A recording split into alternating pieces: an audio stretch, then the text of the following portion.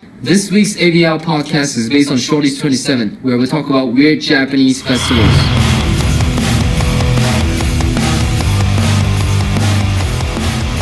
Alright guys, what's happening on Japan today? What's happening in Japan? Okay, wait, before we get there, right? Have you guys seen Spider-Man? Oh yeah, Right? definitely. Yeah, for sure, man. Spider-Man, right? So I'm sure we all know the familiarity of how Spider-Man became who he is, got bitten by a spider. So there's this guy, his name is Makoto Kagaya. I Alright. think he possessed the power of Spider-Man one day when he got bitten by a radioactive spider and decided to do crime. Wait, what? What? What? Okay, Real that guy? is a fiction part of Oh. how he got bitten, but basically there's this guy who's actually wanted in Osaka. They dub him as The Spider-Man. Spider-Man, which in Japanese they call it the Kumo Otoko. So Oh. in literal translate, Yeah, it's it's actually Spider-Man. Spider-Man. Alright. So this guy was given that title, and somewhat he's being under hunt. You know, the police Right, actually right, looking for him. manhunt. So, yeah, manhunt. Spider Hunt. Spider Oh, hunt, correct. So this guy, he's actually a construction worker, and I guess he has skills in tall, high-rise buildings where he installs scaffoldings, Okay. and all the that pole stuff, And Correct. he was never afraid. One of the interview that he was actually apprehended. Just so we all know, he was actually already apprehended. So what he told the authority was, he's not afraid about the height because he's so used to building scaffolding and he's been climbing on heights. So I guess that's where he really take that to his advantage, and use it in his way. So what he did was he actually tried to climb from the 7th to 11th floor, To because- 7-Eleven. He's trying to reach to 7-Eleven. because that's where it's the most convenient for him to actually steal stuff, because Oh, okay. So the picture came to me now. So what you're saying is this Makoto guy, yeah, the Spider-Man, the Spider Japan guy. yep. He's wanted for stealing stuff. Mm-hmm. And his way of stealing is very unique. He climbs to places and he steals things from there. Yes. Okay. Yeah. How did it? Then how does he go down? Did he explain that?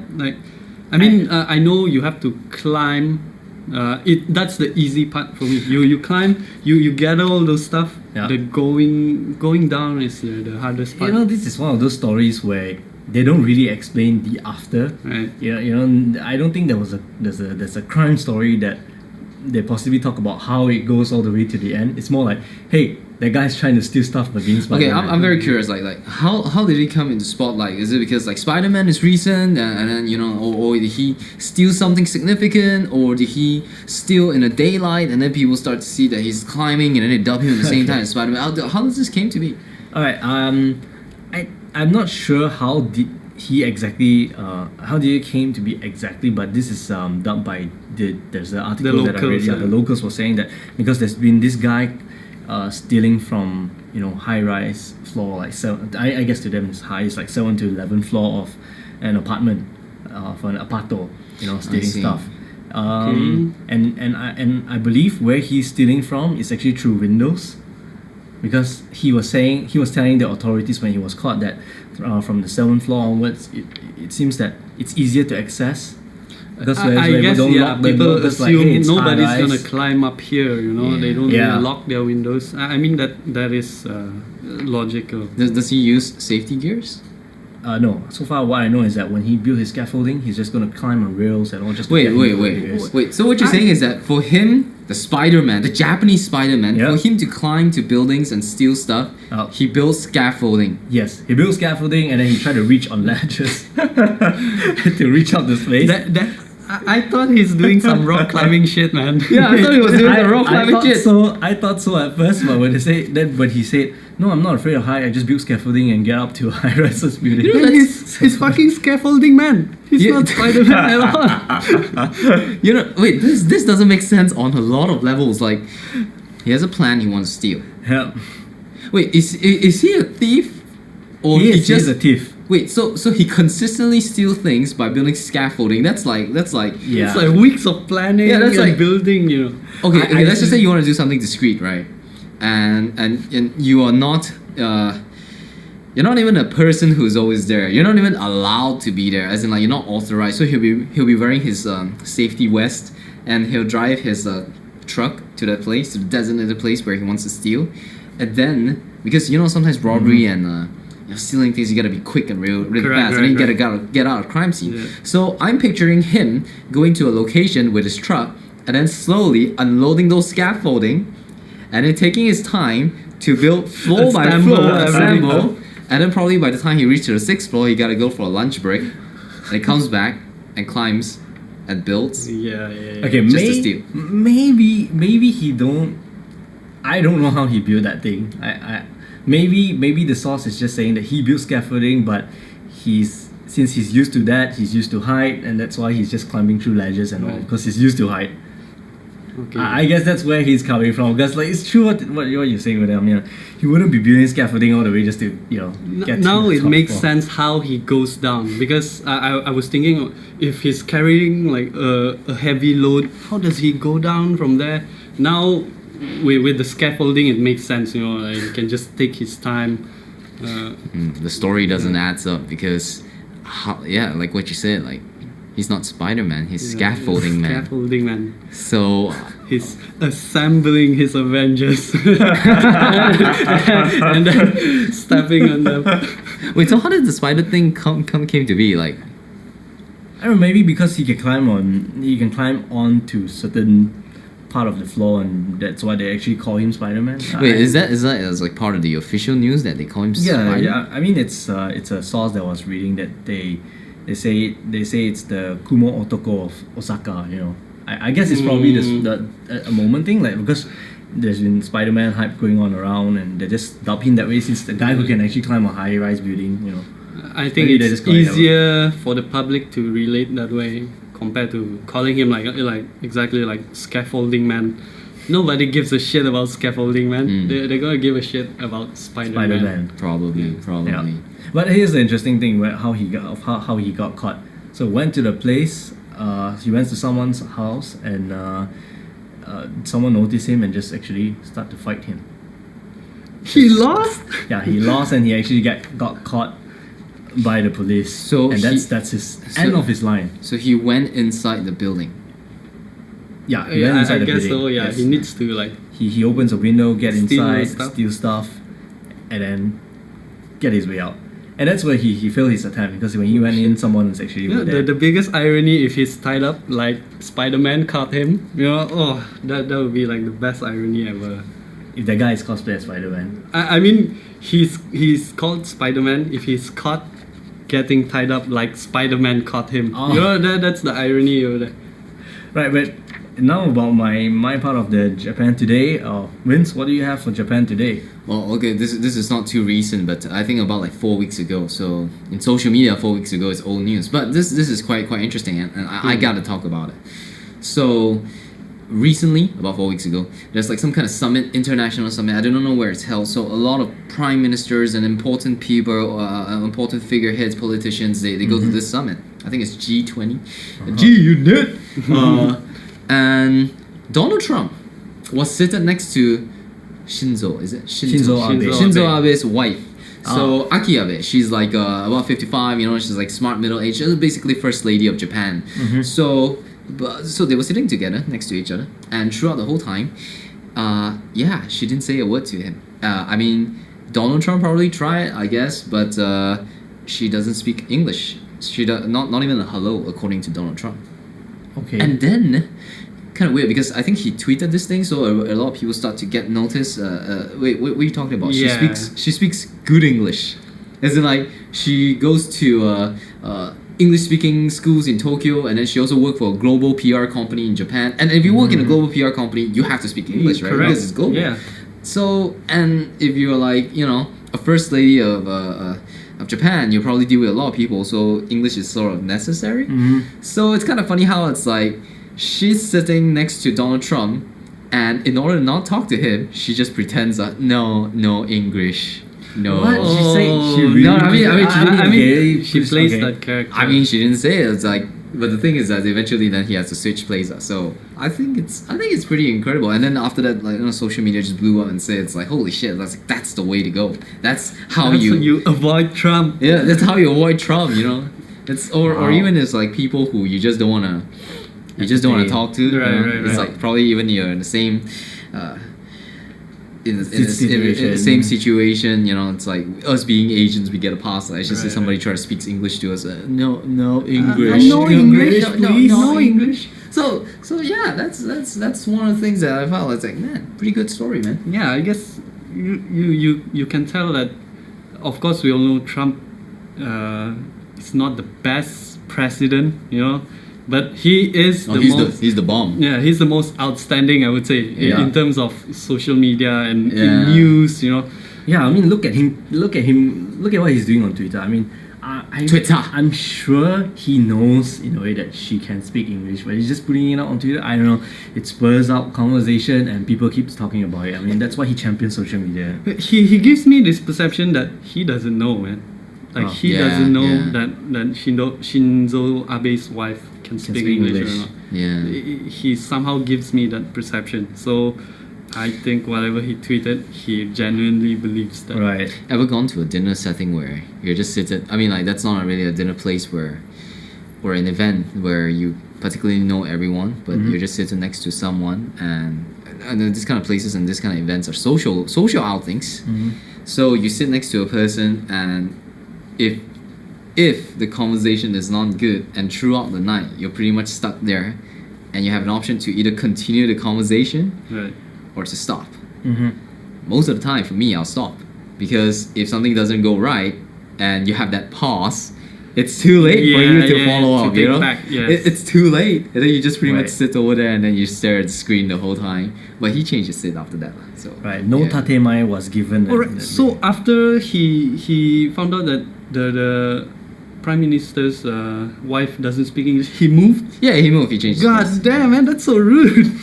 Well, I guess I just have to look for someone else to talk to. I guess being rude, comparing to being awkward, being rude is, I guess, I don't know. I don't know. He's That Trump. maybe is a better way to just get out of that situation. He's Trump. He can do whatever he wants. He can bomb shit now. I don't know. Trump America, Trump right? anything. Okay, then that being said, let's move on to the juicy topic that we have today.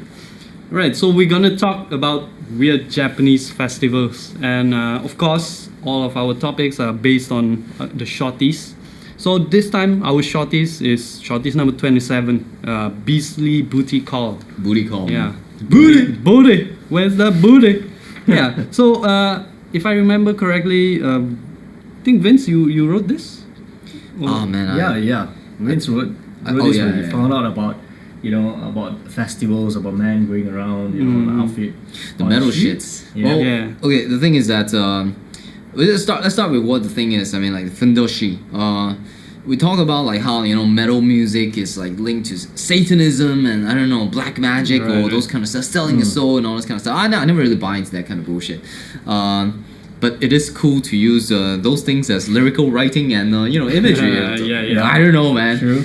It just somehow came to be because it doesn't make sense for you to like do a metal music, a metal album, and then you put unicorns. It doesn't make sense. So you gotta put a skull and you gotta put black and stuff like that. But Yeah. then maybe baby metal changed things. I don't know. But yeah. So when it comes to metal and they talk about like how, it's all the bad shit and stuff like that. Then I found out that okay, doesn't exactly fully link, but fundoshi has like the same essence. Right. It's It has something to do with like absorbing evil evil spirits, evil spirits and stuff like that. menacing kind of look. Yeah. And that's what I found out. It's like that fundoshi thing. It's an outfit for a fucking weird festival. And it's they call it Naked Man Festival, but it's not them naked Yeah. because they have to wear loincloth. So Yeah. in Japanese, they call it Haraka Matsuri. So basically, this whole festival, it's a place where a lot of men they gather and they're trying to get good luck. Yeah. So how they get good luck is that they wear that kind of outfit and then they go to a festival all together, and then it's super fucking cold. They have to go through freezing water and get to a place where the priest will throw a wooden stick, and whoever gets the wooden stick, well, not only do they get the grand prize, but they get good luck. So that's what it is. What's the grand prize are we talking about? You know, I don't know how much of cash, but probably some Oh, kind of it's phone. cash.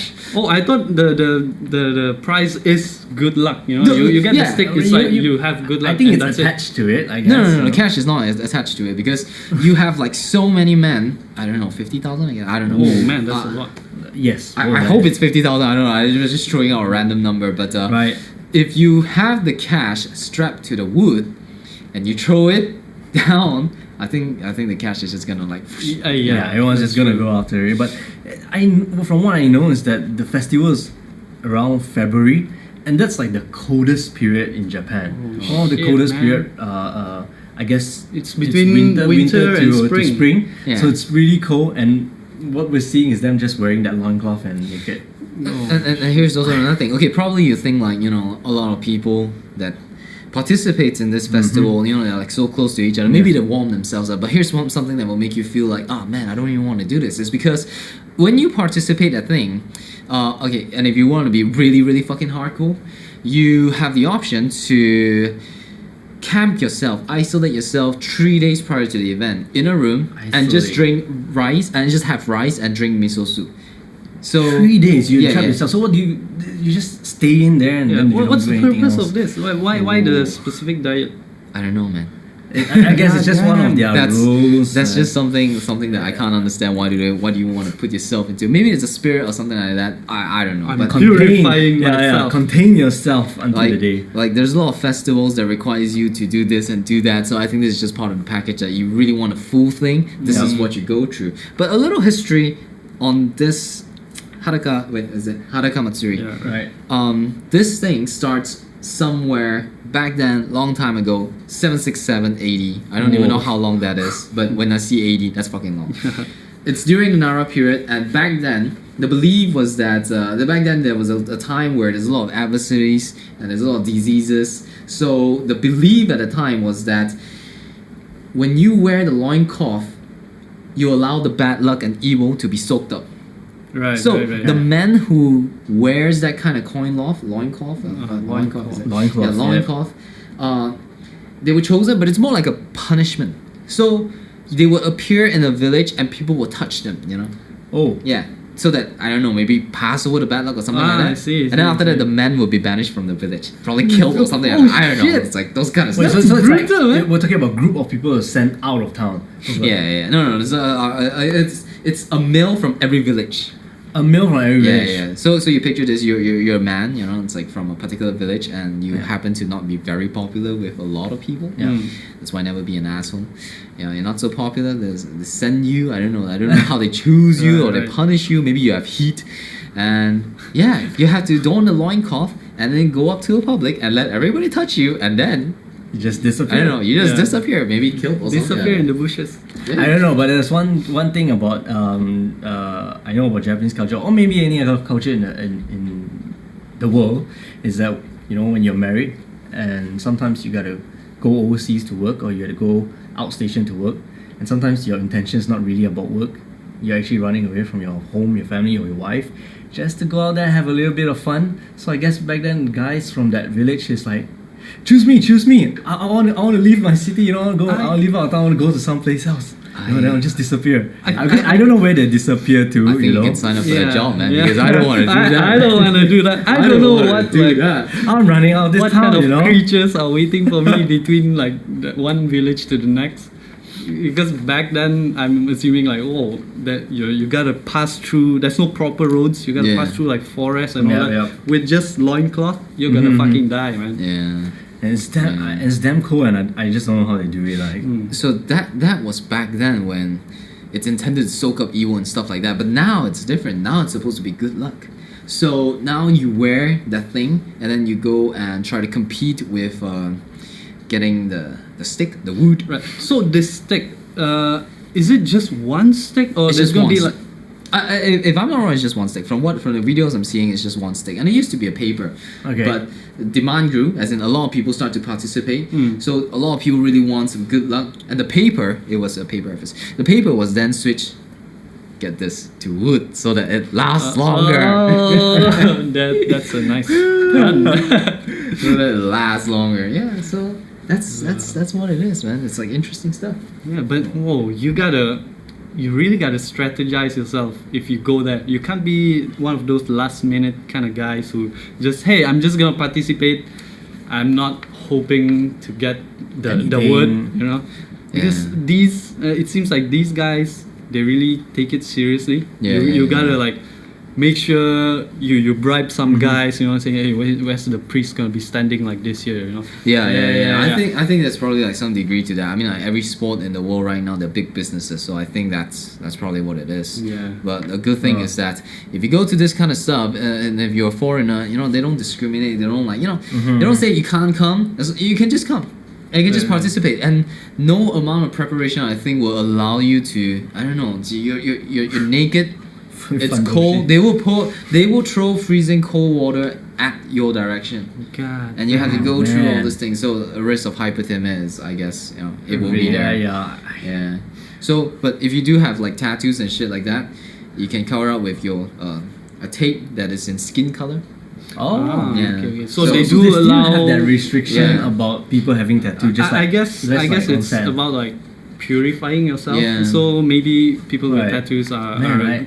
a good goal. I can imagine if I have one tattoo at my back and you just slap this one, beige-like color plaster. Right. But if this yakuza who has like whole tattooed all around his body, he's gonna wrap himself like mama. Yeah. I think it's an advantage, man, because people see you like, fuck, he's a yakuza. Let's stay away. let's just give him the luck. Don't bother him. So I see like a lot of these Japanese festivals. It's surrounding around luck, and there's one interesting one, which is it's a bit similar to Hadaka Matsuri, but it's called Pantu Matsuri. Pantu. Yeah. Okay. Yeah. Pantu Matsuri. So it takes place in Okinawa, the island. And what they do here is there's a group of men who will cover themselves with mud. Okay. And they carry like a muddy stick as well, and they wear like this very scary mask, like a emotionless kind of mask. And they walk from village to village, and they would just